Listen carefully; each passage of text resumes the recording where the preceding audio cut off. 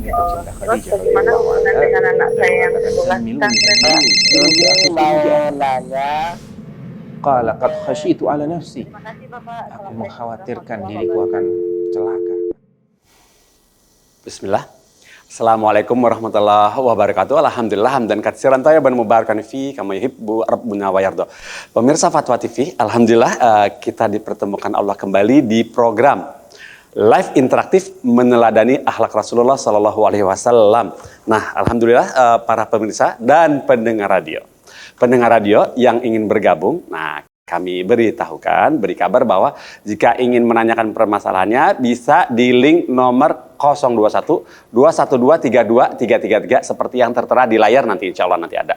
Nah itu bagi pemirsa pendengar radio yang tergabung dalam RTVC ya, seperti itu. Dan pemirsa gadget atau pemirsa televisi bisa langsung telepon ya, insya Allah akan dijawab oleh Ustadz Dr. Sufyan Baswedan Hafizahullah Ta'ala. Tidak berpanjang lebar, mari kita sapa Ustadznya. Yuk. Assalamualaikum warahmatullahi wabarakatuh. Ustazuna. Waalaikumsalam warahmatullahi wabarakatuh. Alhamdulillah. Alhamdulillah. Bagaimana antum sehat? Alhamdulillah sehat. Alhamdulillah sehat. Barakallahu fikum barakallahu Ustaz. Alhamdulillah. Ustaz, terima kasih Ustaz. Alhamdulillah kami sangat menghargai dan sangat senang sekali bisa bertemu lagi antum di sini, juga pemirsa, insyaallah antum bisa meluangkan waktu di tengah kesibukan antum yang super. Kami tahu nih super dan alhamdulillah juga semoga antum bisa berkenan menjawab beberapa pertanyaan yang cukup deras yang masuk ke dalam regasi Fatwa TV melalui website fatwa.com seperti itu Ustaz. Dan Ustaz, untuk mukadimah Ustaz, mohon kami diberikan batuah atau nasihat ya seperti ini nasihatnya Ustaz, yang kebanyakan yang biasa dialami oleh saya dan semua teman-teman bahkan di seluruh manusia ya saat seperti ini. Bagaimana kita dapat berhusnuzon kepada Allah terhadap apa yang sudah kita menimpa kita yang tidak sesuai dengan yang kita kehendaki.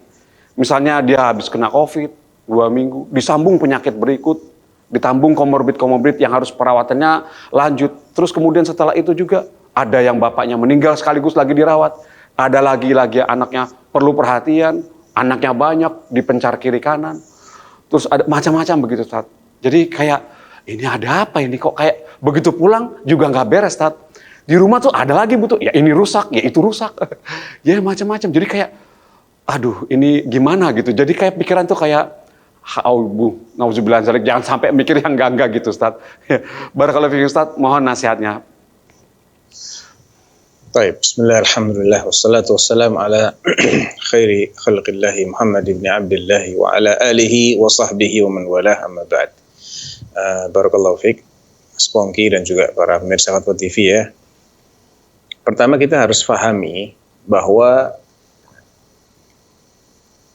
suudzon itu kan muncul ketika seseorang menduga yang tidak baik. Nah, dia bisa memiliki dugaan tersebut tentunya karena ketidaktahuan dia tentang mana yang baik dan mana yang tidak baik. Atau karena dia salah dalam memahami musibah itu. Ya, saya katakan itu adalah musibah. Tapi kalau dia itu paham bahwasanya pemilik sesuatu itu bebas berbuat apapun terhadap apa yang dimilikinya. Pertama. Dan Allah itu pemilik mutlak segalanya. Kalau kita ini tidak memiliki secara mutlak. Tapi kalau Allah itu memiliki secara mutlak, maka ya terserah Allah mau diapa-apain. Inna lillahi. Ya, kita ini milik Allah, wa inna ilaihi raji'un.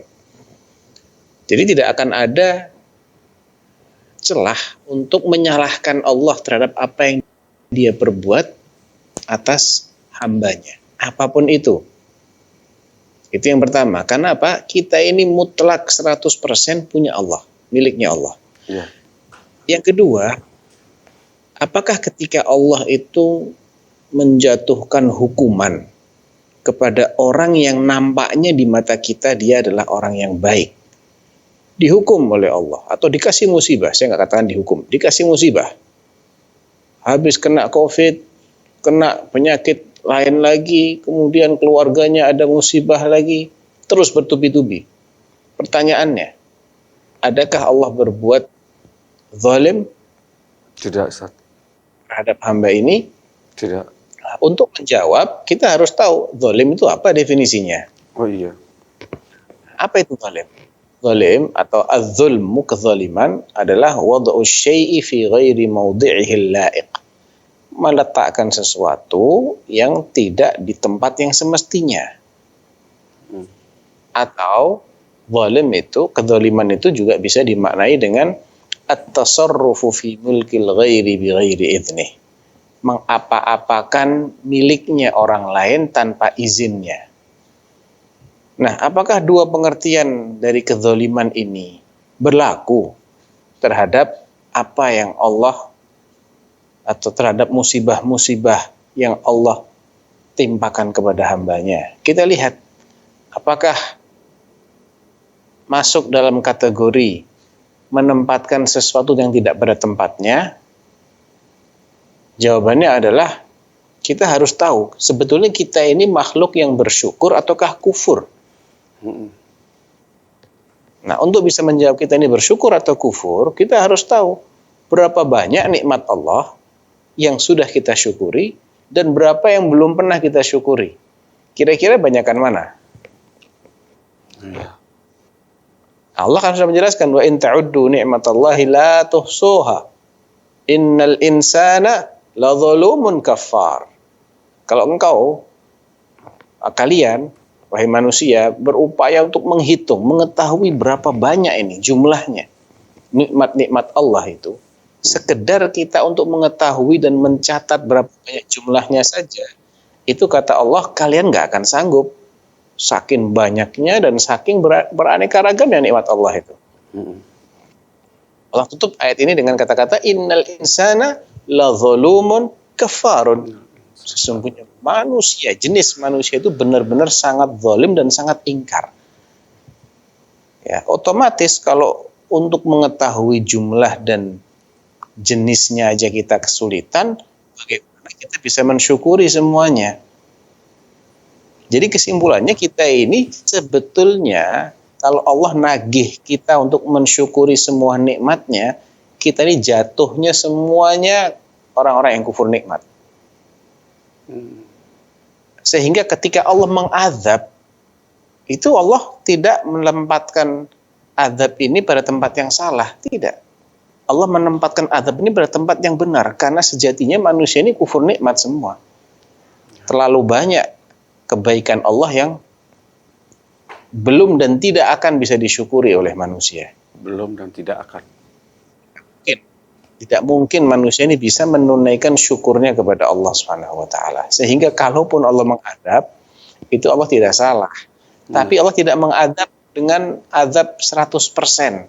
Lebih banyak yang Allah maafkan daripada yang Allah hukum. Sehingga apa alasan seseorang untuk bersuudzon kepada Allah? Kemudian definisi zalim yang kedua adalah mengapa-apakan yang bukan miliknya tanpa izin. Lah kita ini milik Allah mutlak. Tidak berlaku juga di sini definisi zalim. Jadi suudzon kepada Allah itu bukan pada tempat. Baik, Masya Allah. Barakallahu fikum Ustaz atas nasihatnya.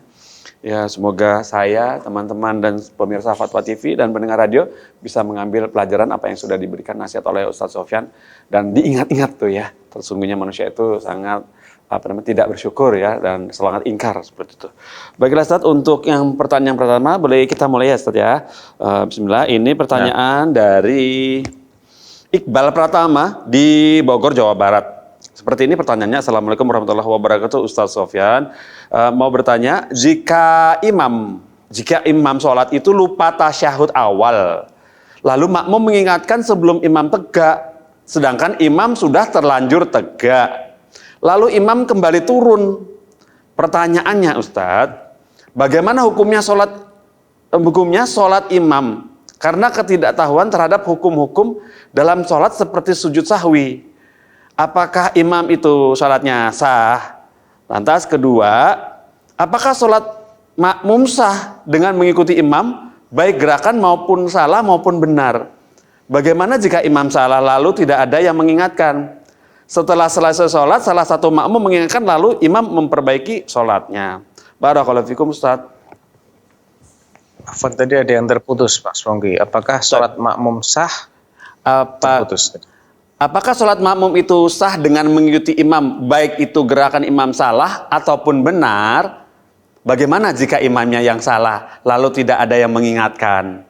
Setelah selesai sholat, salah satu makmum mengingatkan, lalu imam memperbaiki sholatnya. Begitu Ustaz. Ini pertanyaannya banyak sekali nih sebetulnya. Iya. Yang pertama aja Ustaz, yang pertama coba. Ya. Bagaimana hukumnya sholat imam karena ketidaktahuan terhadap hukum-hukum dalam sholat? Nah, bagaimana ketidaktahuan seorang imam terhadap hukum-hukum dalam sholat? Aduh, koneksinya agak... Type. Seperti ini. Pertanyaannya seperti ini, Ustaz. Sebentar ya, Ustaz. Afwan. Atau pakai yang singkat-singkat aja dulu, Mas. Siap. Singkat. Ya, itu Ustaz. Sudah ada di WhatsApp Antum kalau Antum mau ngecek Afwan. Iya, silakan. Afwan. Ya, siap. Teknologi Ustaz, Masya Allah, tabarakallah. Maklum, tidak bisa diandalkan 100%.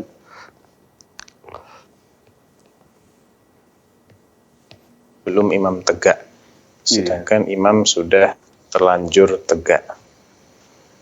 Lalu imam kembali turun. Pertanyaan yang pertama, bagaimana hukumnya sholat imam? Karena ketidaktahuan terhadap hukum-hukum dalam sholat seperti sujud sahwi. Ya, di sini tinggal dipastikan apakah imam ketika dia berdiri itu sudah terlanjur berdiri, dia turun lagi untuk tasyahud awal. Iya. Ya, kalau dia turun lagi untuk tasyahud awal, ya sudah, berarti dia melakukan tasyahud awal itu, walaupun sebaiknya ketika dia sudah benar-benar tegak, itu dia tidak turun lagi kembali ke rakaat kedua. Ya, dia langsung aja sholat, memulai rakaat yang ketiga, kemudian nanti ditutup dengan sujud sahwi sebagai pengganti tasyahud awal. Harusnya atau sebaiknya seperti itu. Tapi insya Allah itu tidak membatalkan sholatnya imam. Apalagi kalau dia belum tahu. Nah, itu aja ya. Atau yang kedua, apakah salat makmum sah dengan mengikuti imam? Nah, ini pertanyaannya tergantung ya. Kalau dalam kasus ini, insya Allah masih sah. Tapi kalau kasusnya beda lagi ya, kita lihat kasusnya apa dulu. Karena pertanyaannya lebih umum daripada contoh yang pertama. Iya, betul. Di gerakan yang salah itu apa contohnya? Kalau misalnya imam bangkit ke rakaat kelima, itu nggak boleh diikuti karena nggak ada rakaat kelima. Demikian juga kalau sholat maghrib dia bangkit ke rakaat keempat, nggak ada sholat maghrib 4 rakaat. Atau sholat subuh dia bangkit ke rakaat ketiga, nggak ada 3 rakaat sholat subuh. Jadi tergantung kesalahannya apa. Atau sampai 3 kali sujud. Jadi kesalahan itu ada kesalahan yang bisa ditoleransi, ada kesalahan yang tidak bisa ditoleransi. Yang nggak bisa ditoleransi ya makmum tidak boleh mengikuti karena itu mutlak salah. Allahu a'lam. Masya Allah. Barakallahu fikum Ustaz atas jawabannya seperti itu ya. Mas Iqbal Pratama di Bogor, semoga bisa paham apa yang sudah disampaikan Ustaz Sofyan. Insya Allah akan kami kirimkan jawaban tersebut ke Japri ya, ke WhatsApp, nomor WhatsApp Mas Iqbal Pratama. Teman-teman ada telepon betul? Ada telepon masuk? Tep, kita sambung. Ada telepon masuk teman-teman? Nggak ada? Tep ya, kita sambung dari pertanyaan dari website. Dari Mas. Assalamualaikum Ustaz. Oh, ada telepon, Masya Allah, barakallahu fiik. Bapak Abdul Aziz di Merauke ya, Bapak? Ya, Merauke, Papua. Oh, Masya Allah, Papua ya, Ustaz ya. Pak Abdul Aziz ya. Silakan, ada yang mau disampaikan, Bapak Abdul Aziz? Oh, tanya Ustaz. Yang pertama itu fadilah azan dan sholat berjamaah. Yang kedua, menegakkan tradisi selamatan itu apakah syirik? Mohon penjelasan. Syukran, jazakumullah khairan. Wassalamualaikum warahmatullahi wabarakatuh. Ya. Waalaikumsalam. Ya, Waalaikumsalam warahmatullahi wabarakatuh. Fadilah adzan itu jelas ya, karena adzan merupakan syiar Islam, dan yang apa saja yang terkena lantunan adzannya si muadzin itu akan menjadi saksi yang meringankan dia di akhirat. Jadi makin luas jangkauan adzannya, makin banyak nanti bagian dari bumi ini yang akan menjadi saksi yang meringankan dia. Dan al-muadzinun atwalun nasi a'naqan yaumil qiyamah. Orang yang paling tinggi lehernya ini dalam pengertian yang baik ya, bukan dalam pengertian cacat ya, lehernya terlalu panjang, itu bukan. Jadi cukup banyaklah fadilah-fadilah dari adzan. Di samping lafat-lafatnya itu adalah lafat-lafat yang masuk kategori zikir ya, takbir, ada tahlil di situ, ada syahadat. Kemudian muadzin ini juga akan mendapatkan pahala karena dia mengingatkan orang untuk sholat. Jadi dia otomatis ikut berdakwah, yang ngajak orang sholat, mengingatkan orang ini sudah masuk waktu. Yang puasa menandai kapan dia harus berhenti makan minum dan kapan dia harus menyempurnakan puasanya. Artinya banyak sekali jasanya muadzin. Apabila seorang muadzin itu mengharapkan pahala melalui adzannya ini, menghadirkan niat-niat yang baik tadi. Saya adzan, saya ingin memberitahu kaum muslimin bahwa waktu sholat telah masuk. Saya ingin mengajak mereka yang puasa, kalau maghrib berarti sudah boleh berbuka, atau kalau subuh berarti harus mulai menahan, dan seterusnya. Maka insya Allah dia akan mendapatkan pahala seiring dengan niat-niat yang baik tadi. Kemudian salat berjamaah, jelas pahalanya. Kata Nabi SAW, salatul jamaah khair min salatil fadzi bi 27 darajah. Salat berjamaah itu lebih baik daripada salat sendirian sebanyak 27 level. Kemudian jalannya seseorang dari tempat tinggalnya ke masjid untuk menghadiri salat berjamaah, itu tiap langkahnya menambah pahala, mengurangi satu dosa, menaikkan satu derajat. Ya, kemudian Allah menggelari orang-orang yang memakmurkan masjid itu sebagai orang-orang yang beriman kepada Allah dan hari akhir. Innama ya'muru masajidallah man amana billahi wal yaumil akhir. Ini adalah gelar kehormatan. Kemudian orang yang memakmurkan masjid, sering dia itu datang ke masjid, merindukan masjid, termasuk dari 7 orang yang akan dinaungi oleh Allah pada hari ketika tidak ada naungan kecuali naungan Allah. Sab'atun yudhilluhumullahu yawma fi dhillihi yawma la dhilla illa dhilluh. Ya, di antaranya adalah warajulun qalbuhu mu'allakun bil masajid. Jadi banyak sekali keutamaan dari sholat berjamaah. Yang kedua tentang selamatan. Selawatan. Apakah itu termasuk syirik? Sholawatan atau selamatan? Selamatan. Selamatan tadi. Oh gitu ya, tetap. Selamatan, selamatan, bukan sholawatan. Iya, iya, siap. Kalau yang ditanyakan adalah selamatan, ya, yang saya pahami dari istilah selamatan ini adalah bentuk lain dari syukuran. Iya. Mohon dikoreksi ya kalau ada makna yang lain. Yang saya pahami seperti itu. Dia mendapatkan nikmat, karunia, entah rezeki, entah kelahiran anak, atau kenaikan jabatan, atau apapun lah bentuknya kenikmatan itu. Kemudian dia berbagi dengan saudara-saudaranya sama kaum muslimin. Itu yang saya pahami dari selamatan. Kalau ada yang lain, saya tidak tahu. Tapi kalau yang seperti ini, yang dimaksud selamatan, ya itu bagus-bagus aja. Apalagi kalau dengan cara-cara yang dianjurkan seperti ngundang makan. Tapi kalau cara-caranya itu melanggar syariat, ya bisa saja terjerumus ke dalam perbuatan dosa atau dosa besar, atau bahkan perbuatan syirik. Tergantung cara dia selamatan itu bagaimana. Ya, ini pertanyaan nggak begitu detail, jadi saya tidak bisa menjawab untuk semua kasus. Tergantung ya, sifatnya itu hukumnya mengikuti tata cara selamatan itu. Nah, Barakallahu fikum Ustaz atas jawabannya. Semoga Bapak Abdul Aziz tadi bisa paham apa yang sudah disampaikan oleh Ustaz Sofyan ya. Ya, seperti itu. Baiklah, ini ada telepon masuk, coba kita sapa Ibu Yanti di Sumatera, betul? Assalamualaikum Bu Yanti, Fatwa TV. Assalamualaikum. Waalaikumsalam warahmatullahi wabarakatuh. Silakan Ibu Yanti. Assalamualaikum. Ya, ini Ustadz mau nanya, apakah disunahkan membaca salawat setelah azan? Yang kedua, Ustadz, untuk sholat 2 rakaat duduk tasyahud akhirnya mana yang lebih afdal? Apakah duduk istirahat atau tawarruk? Ya, syukran Ustadz, barakallahu fikum. Wah, barakallah. Terima kasih Bu Yanti atas teleponnya. Salawat setelah azan itu memang disyariatkan, ya. Kemudian terkait dengan duduk, tadi yang ditanyakan duduk di 2 rakaat terakhir ya. Iya. Itu iftirash atau tawarruk. Iya. Tergantung sholatnya.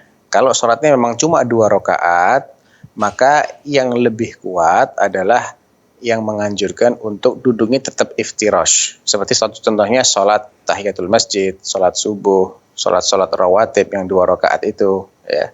Sholat Jumat. Maka dianjurkan tahiyat akhirnya duduknya iftirash. Kalau tawarruk gimana? Boleh, nggak ada masalah. Tetap sah sholatnya. Emang ini masalahnya masalah ijtihadiyah. Kalau mazhab Syafi'i duduknya pokoknya di 2 rakaat terakhir, mau cuma 2 rakaat ataukah 4 rakaat, duduknya tetap tawarruk. Ya, mereka berdalil dengan hadis yang diriwayatkan oleh An-Nasa'i yang di situ terdapat lafaz hatta idza kana fi rak'ataini allataini tanqadi bihima as-shalah jalasa mutawarrikan. Ya, ini ketika Nabi itu berada pada 2 rakaat yang mengakhiri sholatnya, beliau duduk secara tawarruk. Ini difahami secara umum, pokoknya 2 rakaat yang mengakhiri sholat. Ya, sholatnya 2 rakaat saja ataukah 4 rakaat, duduknya tawarruk. Nah, sedangkan mazhab Hambali mereka mengatakan kalau 2 rakaat saja, duduknya iftirash. Tapi kalau ada tahiyat awal dan ada tahiyat akhir, maka pada tahiyat akhir duduknya tawarruk. Dan mereka juga menyebutkan beberapa dalil, dan itu lebih banyak, dalil yang merinci itu lebih banyak daripada dalil yang sifatnya umum. Jadi menurut saya yang lebih rajih adalah apabila 2 rakaat saja, maka at-tahiyatnya itu duduknya secara iftirash. Namun kalau lebih dari 2 rakaat, maka di tasyahud awal iftirash, di tasyahud akhir tawarruk. Wallahu a'lam. Tabarakallah. Barakallahu fikum Ustaz. Masya Allah. Alhamdulillah seperti itu ya. Jadi menurut Hambali di 2 rakaat pertama itu iftirash, kemudian yang terakhir itu tawarruk, dan itu lebih banyak yang antum pilih ya Ustaz ya. Barakallahu fikum. Ya, ini ada telepon masuk ini, coba dari Bapak Yulian di Jakarta ya. Baik. Assalamualaikum Fatwa TV Bapak Yulian. Assalamualaikum. Ya, waalaikumsalam warahmatullahi wabarakatuh Bapak Yulian. Silakan Bapak. Halo ya. Iya, silakan Bapak. Begini Bapak, Ana mau nanya Pak. Halo? Ya, silakan Ya, kami ya, sedang silakan. mendengarkan. Di tempat Ana tuh setiap Jumat pagi subuh itu selalu diadakan sujud tilawah 3 rakaat. Itu apa ada contohnya Ustaz? Sujud tilawah 3 rakaat. Merutinkan tiap Jumat pagi subuh. Bagaimana caranya itu? Mereka 3 jadi rakaat pertama mereka langsung sujud, tidak pakai ruku, langsung bangun nyambung surat tapi tidak pakai Fatihah. Terus kedua sampai ketiga baru biasa. Itu merutinkan tiap Jumat. Jadi begini, itu mungkin yang dibaca adalah surat yang di situ ada ayat sajdahnya.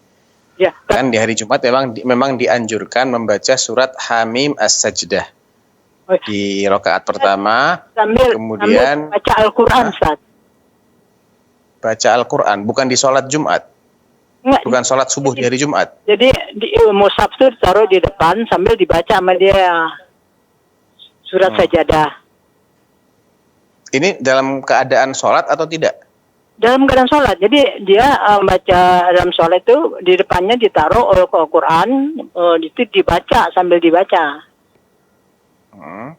surat sajadah. Kemudian Ini dia Ya. merutinkan, Ustaz, tapi ini ada contohnya nggak, Ustaz? Itu pertanyaan Anda. Baik. Ya, Itu syukran. saja. Jadi surat As-Sajdah di rakaat pertama, kemudian di rakaat kedua dia baca surat Al-Insan ya. Betul. Ya, ya. Ya itu sebetulnya disunahkan. Cuman saya tidak berani mengatakan untuk terus seperti itu, tidak pernah mengganti yang lainnya. Saya tidak berani mengatakan disunahkannya ini untuk terus-terusan. Ya perlu dicarikan dalil yang mengarah atau bisa disimpulkan bahwasanya kedua surat ini adalah surat yang rutin dibaca oleh Nabi setiap sholat subuh di hari Jumat. Sejauh ini ya saya pribadi tidak tahu dalilnya apa yang merutinkan. Tapi kalau sekedar anjuran, ya. Jadi saya tidak berani menafikan, tidak juga berani menetapkan. Tergantung sesuai yang saya ketahui saja. Kalau dirutinkan terus-menerus, Allahu a'lam, saya tidak tahu ya apa alasannya untuk melakukan hal tersebut. Nah. Kalau kita jemaahnya gimana, Ustaz? Tapi kita ikutin tidak apa-apa, gimana, Ustaz? Ya, antum tidak pernah sholat di tempat lain ya? Hanya di situ saja sholatnya? Kebetulan itu yang dari rumahnya paling jarak 4-5 meter saja. Jadi Anda yang cari yang terdekat gitu. Ya mudah-mudahan nggak apa-apa. Ya, syukran, Ustaz. Ya, Pak. Nah. Terima kasih Bapak Yulian sudah telepon ke Fatwa TV. Alhamdulillah. Barakallahu fikum Ustaz atas jawabannya ke Bapak Yulian. Semoga bisa dipahami apa yang sudah antum berikan fatwa kepada beliau. Berikut Ustaz, ini ada pertanyaan dari Ridwan di Kalimantan Barat, Pontianak Ustaz. Oh, ada telepon masuk tuh. Coba kita tunggu saja telepon masuknya. Langsung kita sambung teman-teman atau bagaimana? Siap. Waalaikumsalam warahmatullahi wabarakatuh. Fatwa TV dari siapa? Di mana? Waalaikumsalam warahmatullahi wabarakatuh. Masya Allah. Dari Bapak siapa di mana nih? Saya Hermani dari Surabaya. Bapak Hermani di Surabaya. Silakan Bapak Hermana, ingin ada yang ditanyakan? Terima kasih. Silakan. Assalamualaikum warahmatullahi wabarakatuh, Ustaz. Waalaikumsalam warahmatullahi wabarakatuh. Ya, silakan Pak. Saya Hermani dari Surabaya. Mohon izin tanya. Jadi pertama kenapa? Pertama yang saya tanyakan. Bapak Herman, maaf Pak, televisi atau YouTube atau apapun bisa dikecilkan dulu Pak. Jadi bicara dengan Ustadz melalui teleponnya aja, ya. Ya. Volumenya dikecilkan dulu televisinya gitu. Sudah. Siap, silakan lanjut Pak. Lanjut. Terima kasih. Jadi saya ulangi, Assalamualaikum warahmatullahi wabarakatuh, Ustaz Sufyan. Waalaikumsalam warahmatullahi wabarakatuh. Alhamdulillah. Jadi mohon izin tanya bahwa pertama batasan waktu orang yang mukim untuk dapat melakukan sholat jamak dan qashar, Ustaz. Itu pertama, Ustaz. Kedua, apakah boleh melakukan jamak qashar di dalam kota karena takut kehilangan waktu sholat untuk perjalanan depan. Ketiganya, ini sedikit-sedikit Ustaz. Jadi ketiganya, ini ada kejadian bahwa kakak saya perempuan meninggal karena COVID. Terus waktu saya perhatikan itu dimandikan, disolatkan sama laki-laki, Ustaz. Nah ini apakah boleh dan apa hukumnya apa ya, Pak Ustaz? Mohon dijelaskan. Terima kasih. Assalamualaikum warahmatullahi wabarakatuh. Waalaikumsalam warahmatullahi wabarakatuh. Baik, jadi pertanyaan yang pertama adalah hukum atau batas waktu maksimal untuk melakukan jamak dan qashar. Kalau jamak itu sifatnya sesuai keperluan. Ketika perlu melakukan sholat jamak, maka nggak apa-apa, boleh menjamak sholat secara atau sejauh pengetahuan saya tidak dibatasi secara khusus maksimal sampai berapa hari. Adapun qasar itu hanya boleh dilakukan bagi musafir. Sekali lagi, qasar artinya meringkas yang 4 rakaat jadi 2 rakaat itu hanya boleh dilakukan oleh orang yang berstatus sebagai musafir. Ya, kalau dia ini kecuali musafirnya ini apabila dia memang sehari-hari profesinya di jalan, seperti supir bis, ya. Umurnya habis di jalan dia, maka dia tidak boleh mengambil rukhsah safar.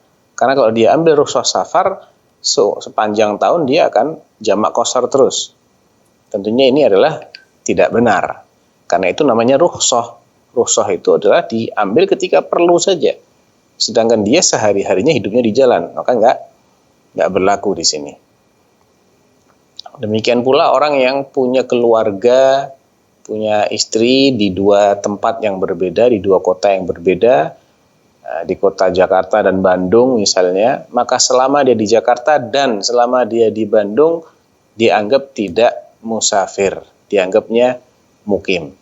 Tapi dalam perjalanan dia dari Jakarta ke Bandung atau dari Bandung ke Jakarta, dia dianggap musafir. Sedangkan setelah dia sampai di tempat yang di situ ada keluarganya dia, ada anak istrinya atau istrinya saja, maka dia sudah berstatus sebagai mukim lagi.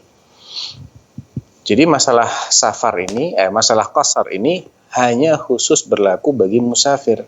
Paling lama berapa hari, ada perbedaan pendapat yang sangat banyak sekali. Ya, tapi sejauh yang saya tahu, paling lama dalil sahih yang menyebutkan batas terlama bagi seorang musafir untuk mengqasar sholatnya adalah yang diriwayatkan oleh Ibnu Abbas dalam Sahih Bukhari terkait dengan peristiwa perang Tabuk. Itu Nabi mengqasar sampai 19 hari. Jadi sebagian ulama mengatakan inilah batas maksimal seseorang mengqasar sholatnya. Kemudian apakah orang yang masih ada di dalam kota boleh melakukan jamak qasar? Kalau qasar jelas nggak boleh, karena selagi dia masih dalam kota dia belum dianggap musafir. Yang namanya musafir itu adalah dia minimal sudah meninggalkan batas kotanya yang ditandai dengan pemukiman-pemukiman. Dia sudah berpisah dari tempat-tempat atau rumah-rumah penduduk di kota tempat dia tinggal. Sudah mulai berpisah. Itu baru dia benar-benar berstatus sebagai musafir. Adapun selagi dia masih di tempat yang di situ dia melihat rumah-rumah penduduk di kota tempat dia tinggal, maka dia belum benar-benar musafir, walaupun niatnya adalah niat untuk safar. Karena yang namanya as-safar itu minal isfar. Al-isfar itu az-zuhur. Jadi dia ini benar-benar menonjolkan dirinya, kelihatan di tengah-tengah tempat yang kosong. Sehingga hanya berlaku ketika dia sudah benar-benar mufaraqatul bunyan, kata para ulama. Di samping patokan safar kedua yang cukup penting adalah berapa jauh sih lokasi yang dia akan tempuh itu, apakah sudah masuk ke dalam jarak minimal yang dianggap safar oleh Nabi ataukah kurang dari itu. Nah, jarak minimalnya sendiri berapa? Madhab Syafi'i atau madhab Hambali mengatakan 4 barid. 1 barid itu setara dengan sekitar 4 farsah. Intinya sekitar antara 70 sampai 80 kilo lah kira-kira. Itu kalau jarak minimalnya. Artinya ketika jaraknya itu 80 kilo misalnya ya, maka dia sudah dianggap menempuh safar setelah dia berpisah dengan gedung-gedung atau bangunan pemukiman di daerah domisilinya. Tapi ketika jarak tempuhnya itu pendek, cuma 20 kilo, 30 kilo, 40 kilo, walaupun dia berpisah dengan gedung-gedung di sekitarnya atau pemukiman setempatnya dia, apakah dia boleh dianggap musafir? Ini khilaf. Ya, amannya ya nggak usah dianggap musafir karena jarak minimal belum terlampaui. Yang ketiga adalah tentang apa tadi ya? Saya agak lupa tadi. COVID, ya, seorang wanita meninggal karena COVID ya. Wanita yang meninggal kemudian dimandikan oleh laki-laki, disolatkan oleh laki. Kalau disolatkan ini nggak masalah, yang masalah adalah dimandikannya. Bagaimana cara memandikan jenazah wanita ini? Kalau itu dengan menyingkap aurat jelas tidak diperbolehkan. Harusnya suster wanita yang memandikan, bukan yang laki. Ya. Harusnya seperti itu. Atau diserahkan kepada keluarganya yang ada hubungan mahram, entah itu suaminya atau paling tidak anaknya. Biarlah mereka yang memandikan. Tidak dimandikan oleh orang yang bukan mahramnya, selagi mahramnya masih ada. Nah, Masya Allah, barakallahu Ustaz. Alhamdulillah jawabannya seperti itu ya Ustaz ya. Semoga Bapak yang menonton tadi bisa paham apa yang sudah disampaikan Ustaz Sofyan. Sebaiknya dimandikan oleh mahramnya, keluarganya. Baiklah, ini ada penelpon masuk, coba kita nantikan sesaat. Bagaimana teman?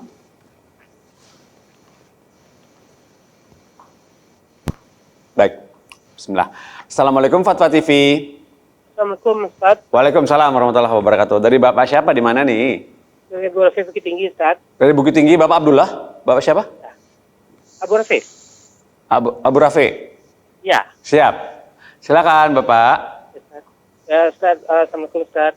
Mau Salam. ini di tempat saya tuh kadang-kadang ada suka acara ini setelah ada orang meninggal malamnya itu semacam ada acara ceramah tentang kematian itu Ustaz, atau misalnya ilmu waris itu Ustaz setelah orang meninggal Ustaz. Nah itu apakah kita boleh menghadiri atau dengerin tausiah tentang ceramah-ceramah tentang kematian gitu Ustaz?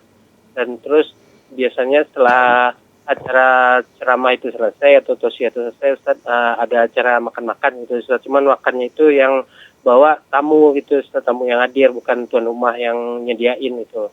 Apakah kita boleh ikut makan makanan itu Ustaz atau enggak itu Ustaz? Nah, itu aja Ustaz.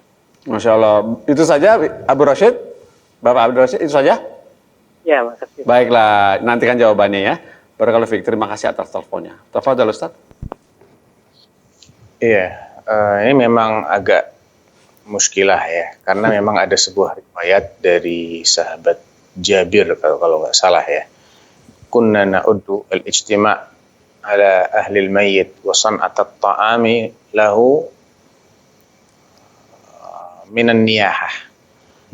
Artinya kurang lebih kami ini menganggap kumpul-kumpul di rumahnya mayit atau keluarganya ya yang sudah ditinggal dan membuat makanan untuk mereka sebagai salah satu bentuk niyahah. Artinya meratapi. Ya. Ini merupakan salah satu athar kunna na'udul ijtima' indal mayyiti minan niyahah. Kami menganggap kumpul-kumpul di rumahnya mayit itu termasuk bagian dari niyahah, dari sahabat Jarir bin Abdullah Al-Bajari, bukan Jabir, saya salah tadi. Diriwayatkan oleh Imam Ahmad dan juga oleh Ibnu Majah dengan sanad yang jayyid. Kunna na'udul ijtima' ila ahli al-mayyit wa san'ati at-ta'ami ba'da dafni minan niyah. Ba'da dafn, setelah proses pemakaman selesai, ngumpul lagi di rumahnya, rumah duka istilahnya ya. Kemudian bikin makan di situ, itu termasuk niyahah yang tentunya dilarang. Ya, itu amalan yang dilarang oleh Nabi SAW agar dan umatnya tidak boleh melakukan hal tersebut. Jadi kebiasaan ini termasuk kebiasaannya orang-orang jahiliyah. Sebagaimana sabda Nabi, arba'un min ummati min amril jahiliyah la yada'uhunna. Di antaranya adalah an-niyahah 'alal mayyit. 4 perkara di tengah-tengah umatku yang sebetulnya itu termasuk perkara jahiliyah namun tidak ditinggalkan oleh umatku. Di antaranya adalah niyahah yang suka dianggap sebagai bentuk meratapi. Jadi itu tidak diperbolehkan. Tapi kalau sifatnya nih, rumah ini dibuka, ya, datang orang mau takziah, diberi jamuan, dan jamuannya dari kerabat-kerabatnya yang lain, bukan dari keluarga yang sedang berduka. Minum jamuan kemudian dia pulang, datang orang lain lagi untuk takziah, ini nggak apa-apa. Tapi kalau ngumpul semuanya, bikin kajian, bikin makan, ini termasuk niyahah, jadi jangan, tinggalkan saja. Kalau tujuannya membuat kajian untuk menjelaskan tentang ilmu bagi waris, ya tidak harus di tempat situ, pindahlah tempat lain. Ya, ajak mereka pindah misalnya ke masjid atau ke rumah yang bukan rumah duka, sehingga terhindar dari kebiasaan jahiliyah. Nah, Barakallahu fikum Ustaz, seperti itu ya jawabannya. Semoga Bapak yang bertanya tadi, Bapak Abdul Rashid ya, bisa paham apa yang sudah disampaikan Ustaz Sofyan Baswedan. Berikutnya ini Ustaz, pertanyaan dari website, coba kita baca ini. Dari Kalimantan Barat Ustaz, di Pontianak, Bapak Ridwan. Assalamualaikum warahmatullahi wabarakatuh, Ustaz Sofyan. Nenek saya yang usianya 80-an, kondisinya hanya berbaring, tapi ingatannya masih bagus Ustaz. Masih bagus ingatannya. Apakah untuk sholat boleh dengan satu pampers berkali-kali sholat? Atau setiap sholat harus ganti pampers walaupun pipisnya tidak tembus? Jazakallah khairan. ya itu kembali kepada masyakoh yang ditimbulkan atau kerepotan yang ditimbulkan bagi orang yang mengurusi nenek yang hanya berbaring saja ini. Kalau memang merepotkan di luar kesanggupan yang ngurusi untuk mengganti pampers setiap waktu sholat, maka dia boleh melakukan sholat ya dengan menjamak. Misalnya nih, ini dilihat juga ya, dilihat dari uzurnya. Apakah uzurnya ini uzur yang temporer ataukah uzur yang berkepanjangan? Sakit yang sudah memang secara teori tidak bisa disembuhkan. Udah sakit karena tua. Ya. Kalau memang seperti itu, ya dilihat sekarang apakah yang ngurusin ini sanggup mengganti pampersnya 5 kali sehari. Kalau nggak sanggup, ya sanggupnya dia berapa kali? Sanggupnya maksimal 3 kali, ya sudah 3 kali diganti. Misalnya diganti untuk sholat subuh. Setelah itu ketemu waktu zuhur, diganti lagi untuk sholat zuhur. Nah, setelah diganti ini, silahkan dia sholat zuhur, kemudian menjamaknya dengan sholat asar tanpa mengkosor neneknya ini. Nanti diganti lagi setelah masuk maghrib atau setelah masuk waktu isya. Dia boleh melakukan jamak takdim atau jamak takhir. Jadi sesuaikan dengan kemampuan. Kalau bisa 4 kali, ya lebih baik. Nanti salah satu sholatnya tidak perlu dijamak dengan sholat lainnya. Bisa dilakukan di waktunya tanpa harus menjamak. Wallahu a'lam. Masya Allah, barakallahu fikum Ustaz, seperti itu ya. Tergantung masyakoh atau kerepotan yang dialami oleh yang menunggu ya Ustaz ya. Yang menunggu pasien itu. Yang ngurusin ya, Masya Allah ya. Saya merasakan juga itu karena ke orang tua saya juga dulu seperti itu. Baiklah Ustaz, ini pertama berikutnya adalah pertanyaan dari website ini. Dari Iqbal Pratama kembali di Bogor, Jawa Barat Ustaz. Pertanyaannya, Assalamualaikum warahmatullahi wabarakatuh Ustaz Sofyan.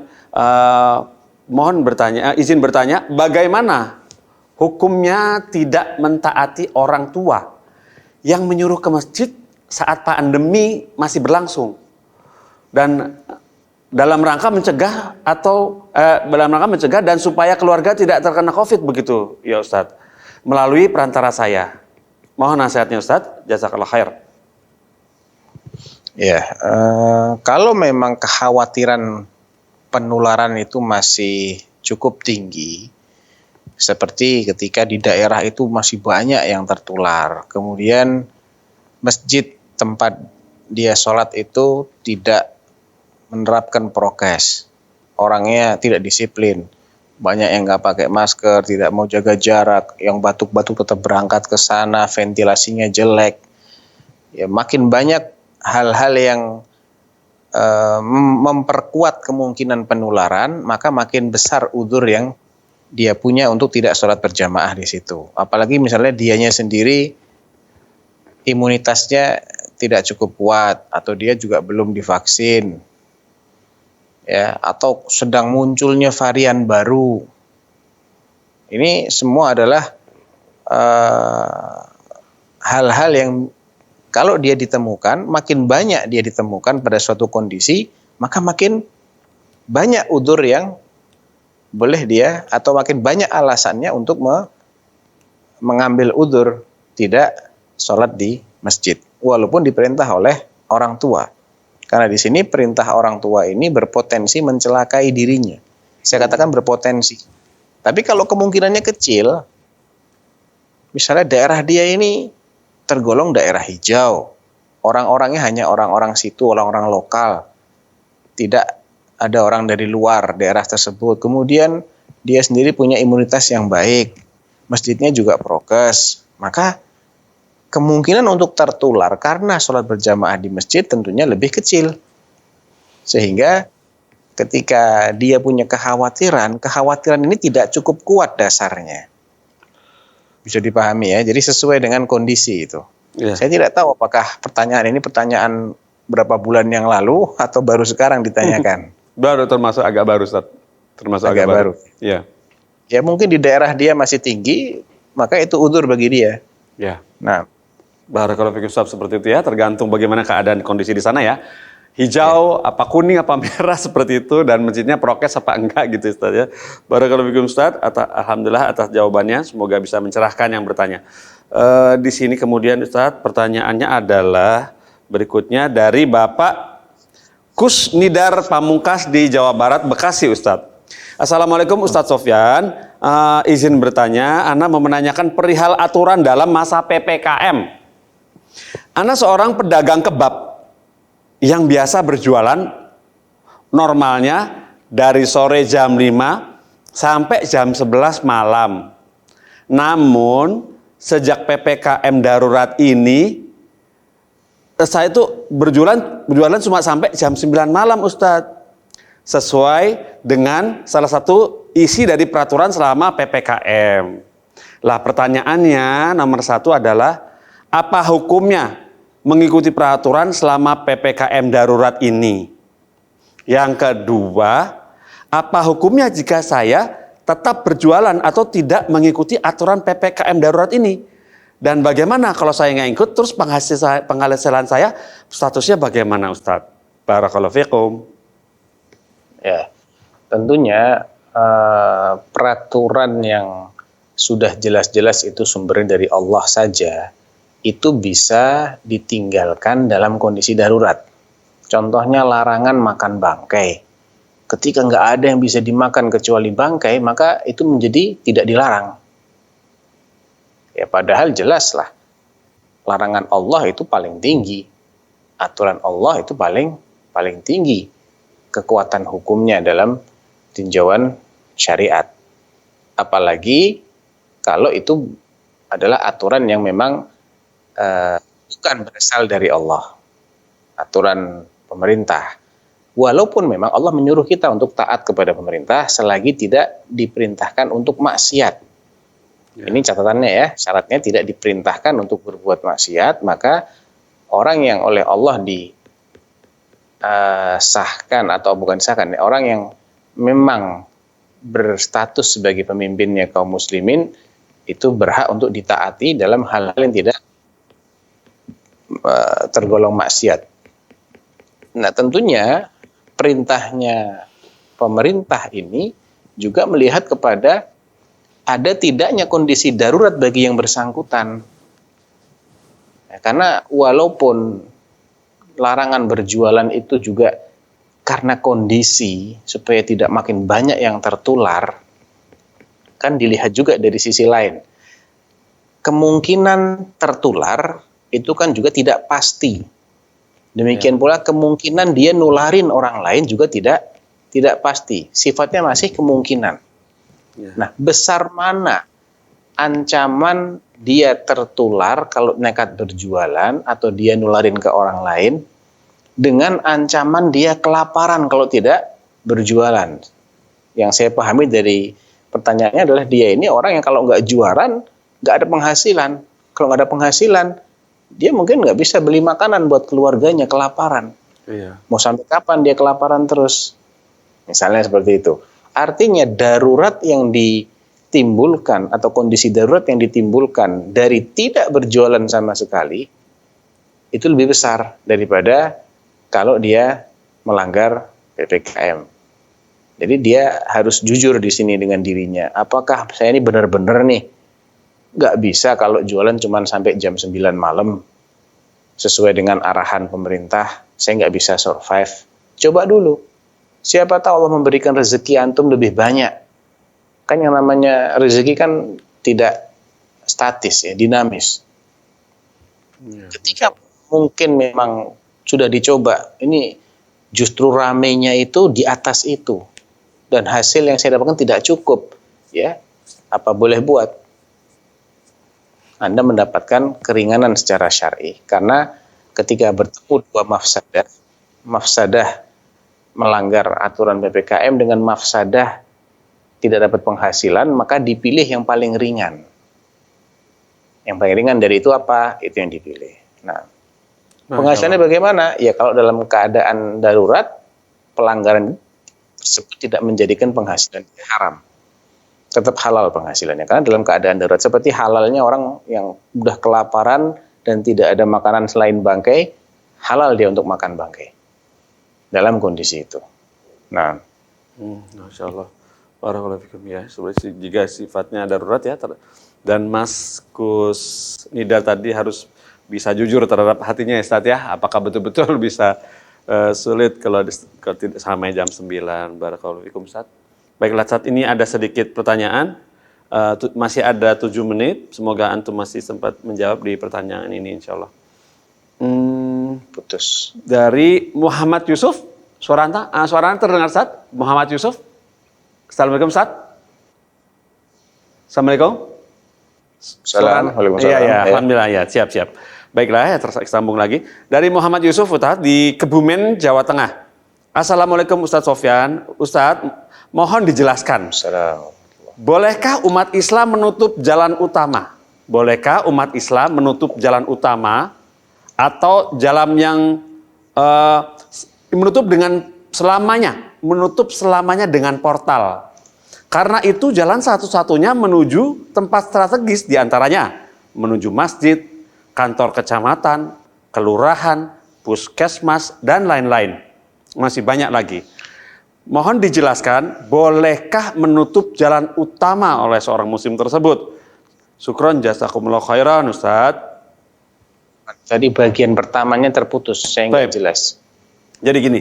Alasan menutup jalannya apa tadi? Tidak disebutkan Ustaz. Alasan tidak disebutkan. Tidak dimention di sini. Hanya bilang bolehkah umat Islam menutup jalan utama atau jalan umum yang utama selama-lamanya dengan portal. Karena itu jalan yang menuju tempat-tempat strategis, puskesmas, kantor polisi, kecamatan, kelurahan, dan lain-lain.